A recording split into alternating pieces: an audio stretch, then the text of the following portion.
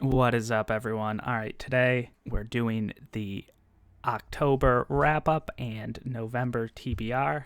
I feel like I did one of these just yesterday, but, apparently it was a month ago. So first I read and talked about Warbreaker in my Discord, which will be linked below. This is, of course, by Brandon Sanderson. Warbreaker was awesome. It was great. I liked it a lot. But I like in fact, every Sanderson book that I read other than this one more than this one. But nonetheless, Warbreaker is a great place to get into Sanderson.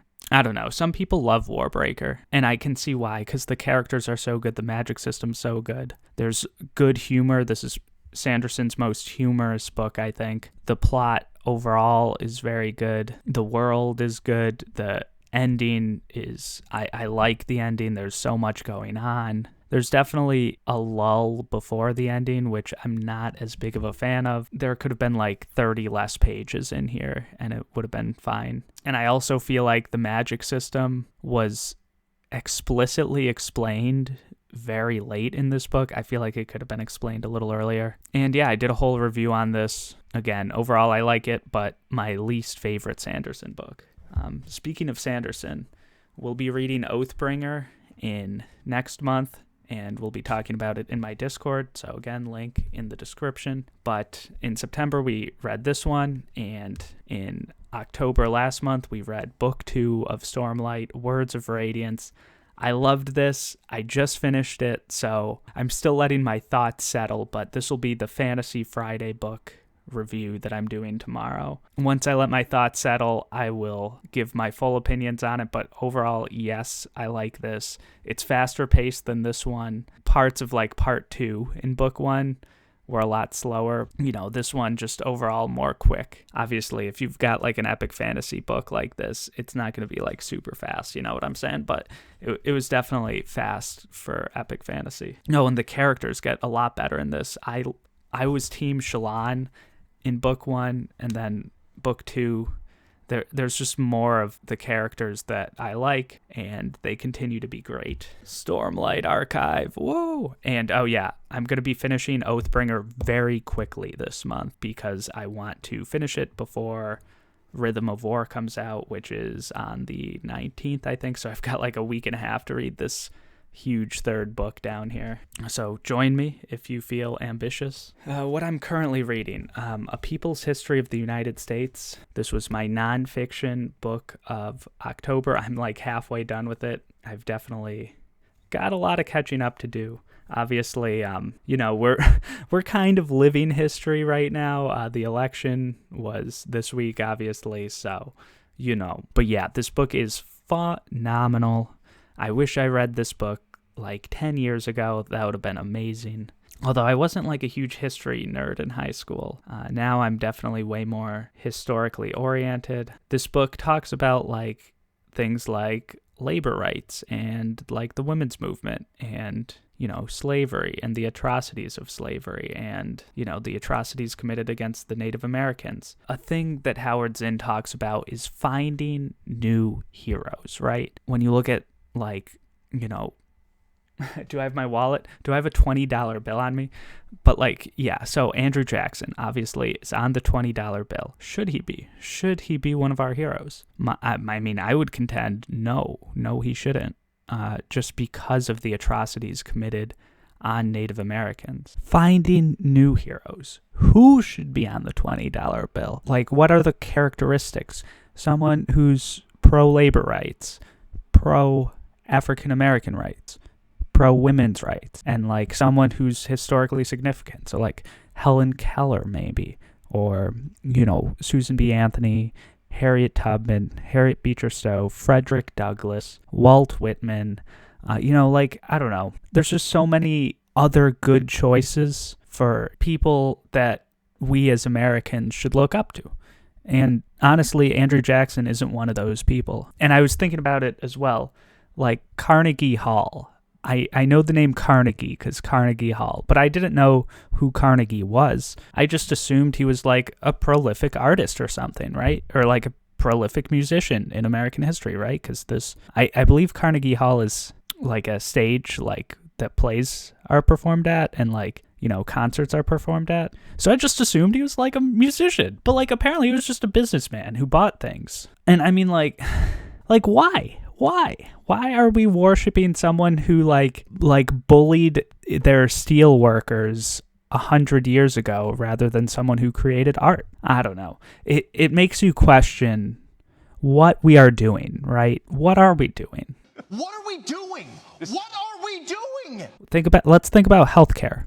Why is our country 80 years behind like the rest of the developed world when it comes to ensuring that everyone has healthcare? How is that okay? What are we doing? What are we doing? Why do we spend more per capita for healthcare, twice as much as basically every major developed country in the world? Why are insurance companies profiting off our sickness? But yeah, rant over. A People's History of the United States by Howard Zinn. Check it out. And there are some chapters on YouTube as just like audiobooks for free. For some reason, like if an author's deceased, I don't feel bad about like finding the audiobook or like weird sketchy PDF of the book online. Like, because it's like, I don't know, the author, like, he did his work, he got money for it, and now, but yeah, I don't know. What do you guys think about that? Let me know in the comments below. Next, we have Night. This was required reading for me in high school by this man who wrote this memoir to recount his experiences in a German concentration camp. That was horrible and brutal, obviously. And I did a full review on this a few days ago. Two things that stood out. One, no one believed that the German government in World War II was as bad as they said it they were. And two, the family separation in this story hit me really hard. And it was just tragic. In no country should people who aren't doing criminal things get separated from their family. Elie Wiesel was 15 to 16 in this book. So, I mean, like, obviously that's horrible for any child. Sorry, guys. Another uplifting book. Actually, no. We're gonna break it up. We're not gonna continue talking about depressing books. Two other books I want to talk about. One is The Red Sister by Mark Lawrence, which is the buddy read in Slowly Read's Discord. I'm going to try very hard to get to this book. I've been wanting to read this for quite some time. People consider this Mark Lawrence's best book overall. This or maybe the second book in the series. I'm not sure. Let me know in the comments. What is Mark Lawrence's best book? I love Slowly Read's Grim Dark Discord channel. I will link his channel in the description. And then another book, another Discord server. Sword of Kaigen is the Shelf Space Discord server's book of the month pick. I will link Jesse May's Discord, who runs that Discord server, in the comment and the description as well. I mean, I've got a lot of things to link this video, don't I? But yeah, I know very little about that book. I don't even know the author. I don't have like a copy of that book, but I'm going to try to get to that book and review it because I love all the people over there. They're nothing short of lovely, and I love bantering with those people. And I mean, I hope the book's good. I really don't know though. We'll find out, I guess. Oh wait, one more book I want to talk about is my DNF, my first DNF of the year, I believe. And it was Slowly Read's Discord server read along. His pick for October, it was The Steel Remains by Richard K. Morgan. I read like half of it, followed three perspectives. One of the perspectives I thought was atrociously boring. Oh, and I should say, if you actually pick up this book, trigger warning for literally everything. It's very grimdark. One of the perspectives, nothing was happening in the plot. There was a lot of like grimdark stuff that I'm not like super opposed to, but like if it's just like grimdark and like no plot, I don't know, it was just boring. At least the first half, that one character. There was another character who also was fairly boring to me. They were just getting ordered around by this king, so obviously the character didn't have too much agency.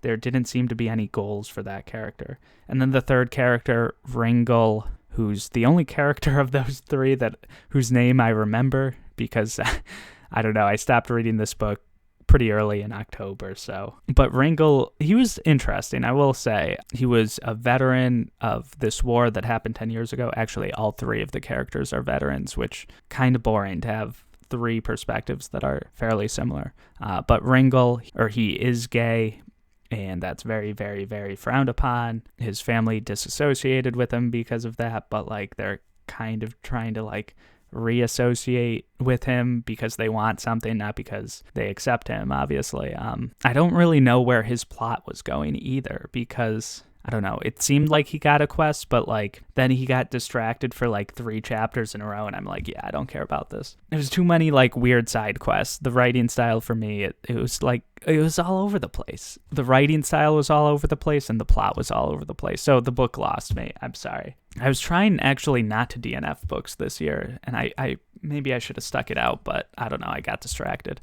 All right. Anyway, the last book that I'm going to try to read this month. I'm going to at least start this book this month, but I'm not super optimistic about the prospect of me finishing this. But yes, The New Jim Crow by Michelle Alexander. In one of my last few videos, I had you guys vote between this one and The Shock Doctrine by Naomi Klein. This one got more votes and more interest on Discord and on Twitter. So yes, the people have spoken. This YouTube channel is a democracy. So I will be reading The New Jim Crow by Michelle Alexander. And I just know that this book is like legendary. I don't know like a huge amount about what's going on in here. I know, but I assume it talks about, you know, the history behind the original Jim Crow laws and segregation of races in the United States, and then eventually the Jim Crow laws went away, but there's still things like disproportionate prison sentencing between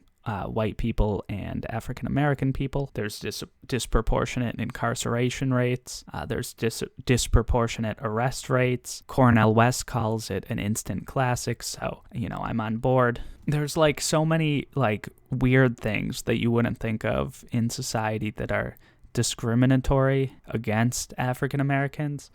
Like I remember in psychology at UMass, there was this study. You would send the same resume to the same employer and see which person got the callback, and the only thing different on the resume was the name.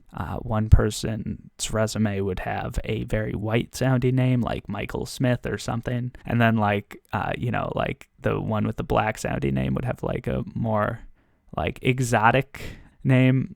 And yeah, the person with the white sounding name would get more callbacks consistently, even though the resumes were exactly the same other than the name, and just like things like that. So I wonder how much things like that'll be in here. I'll find out. You know, like just institutionalized racism, you know, redlining at banks. This is like incarceration rates being disproportionately higher in the African American community for committing the same crime. That's what's in this book, right? And yeah, I think it'll be very interesting and hopefully enlightening for both me and for you guys. If you want to read it along, words with Greg. If you want to read along with me, its own section in my Discord, so definitely check that out. Oh, and I'm going to be reading some of the Sanderson short stories, the one after Words of Radiance, but before Oathbringer. I'm going to try to read that hopefully like in a day. And then I'm going to read Oathbringer, and then I'm going to read the short story after Oathbringer. And yeah, just very aggressive reading schedule. But yeah, join me on my journey. Join my Discord.